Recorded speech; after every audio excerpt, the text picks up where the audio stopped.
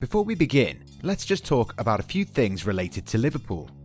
The Reds were on fire in the 2019-20 Premier League campaign. They were in such a rich vein of form that we thought these guys would end up winning the league title and do so without ever losing a single point. When Man United held them to a 1-1 draw, we thought, okay, fine, but surely no one can beat them, right? Well, before they got relegated, Watford managed to beat them. But by then, Jurgen Klopp's men had done all the hard work, and despite football going into lockdown, the Reds ended up winning the title anyway. Fast forward to the 2020-21 campaign, we all knew that Liverpool would still be the team to beat. They boasted the best attacking trio in the Premier League, had a mean defence led really well by a certain Virgil van Dijk, and after buying a midfielder of Thiago Alcantara's quality, they had a new dynamic to their offensive transitions. But as is always the case with the Premier League, any team can come over and give you a reality check. Aston Villa thrashed them 7-2 and could have scored 10 had they been a little less enthusiastic in front of goal. That win was dusted off and Liverpool went on to register a few more wins. Then came the Merseyside derby. Liverpool were set to play with the old enemy, a team that started the new campaign on a very strong footing under the guidance of Carlo Ancelotti, who knows a thing or two about derby day shenanigans. The game ended in a 1-1 draw, but it wasn't the result that mattered. It was an incident that could potentially impact the league standings next May. Jordan Pickford, the Everton number 1, has not been having the best of times in goal these days, and the England international decided to charge at the ball when Van Dijk was looking to create an opening. The custodian awkwardly tackled the Dutchman, who went down, writhing in pain. He was instantly replaced, but a few hours later it was found out that the Liverpool centre-back would require knee surgery, which would keep him out of action for the most part of the campaign. Van Dijk has been the club's modicum of consistency in the past 2 years, so without him, opposing sides will always feel more confident in besting Alisson and the rest of the Liverpool defence. The recent international break hasn't been great either, with Liverpool facing a unique sort of injury crisis. The Reds have lost the services of Joe Gomez for the whole season. Trent Alexander-Arnold's out of commission for a month. Fabinho is injured, and on top of that, Andy Robertson also just picked up an injury during Scotland's memorable run to Euro 2021 qualification. Things aren't going well for Klopp. The defence is in tatters, and come January, they'll be forced to invest in a new defender or risk losing more than just a few games. If that wasn't enough, the case of Mohamed Salah has further compounded the team's misery.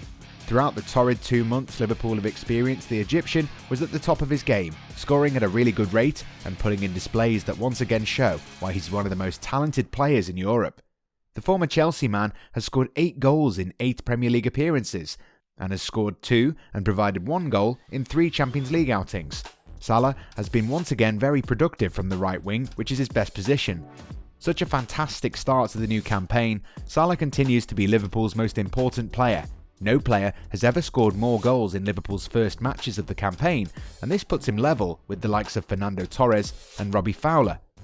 He's currently leading the way in England's top flight alongside Tottenham man Son Heung-min and Everton's Dominic Calvert-Lewin and Jamie Vardy of Leicester City. Although he has no assists to his name so far this season, he's created 21 chances, which is more than any other Premier League player. His tally of 34 attempts on goal are only second to Harry Kane, who is also scoring and providing in equal measure this season. Not only that, but Salah has the most shots on target, 15, and has taken more shots from inside the area, 26. In order to measure his confidence, Salah has already taken 85 touches in the opposition box and boasts an expected goals ratio of 5.8. Sadly though, no matter what the stats say, he's become a part of a group of players at Liverpool who might not be available for selection anytime soon. However, the Egyptian is not missing out the upcoming encounter with Leicester City due to any injury. The talented forward has been tested positive for you-know-what, which means that he's currently in a period of isolation and he's not allowed to train with the rest of his teammates. The Liverpool star is currently suffering from mild symptoms from the infection which he caught during the international break.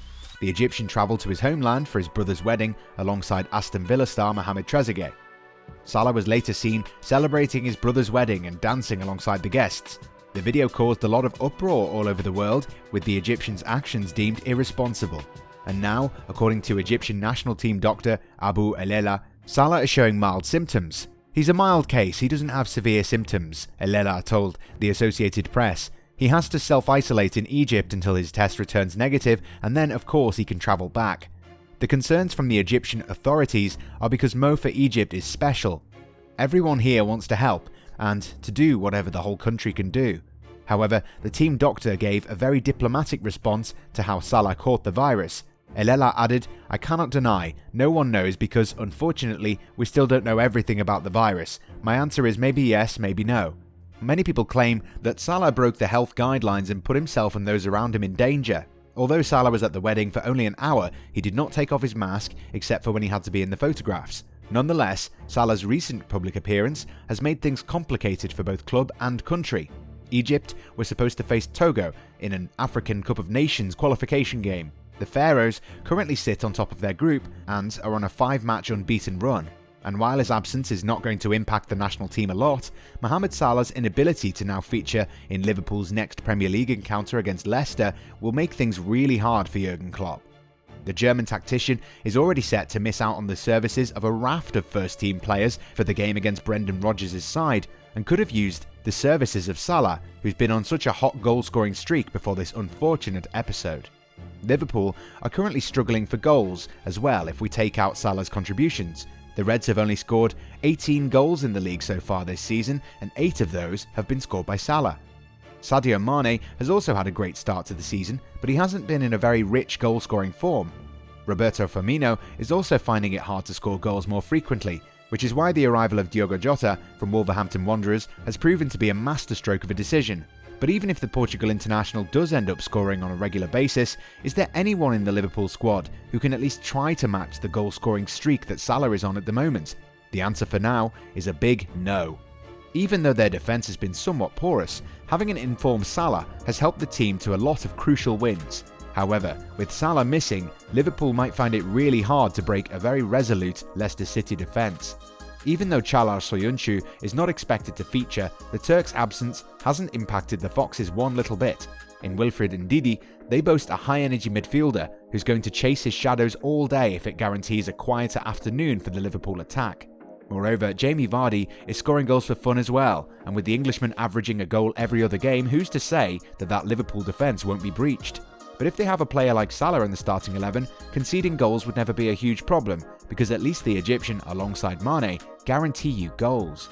Sadly though, Salah won't be available for this encounter, which is why you might see Divock Origi given a rare start, with Dalot and Mane supporting the Belgian international. But would that be enough?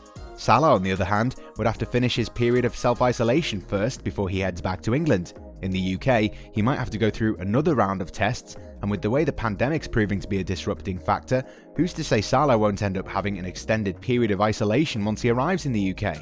But even when he does manage to get back on the field, it will take Mohamed Salah some time to get back into his rhythm.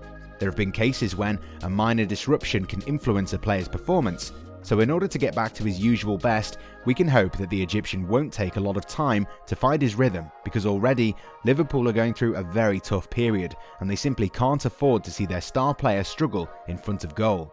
Meanwhile, we can just sit back and see which players at Anfield can step up and ease their manager's concerns.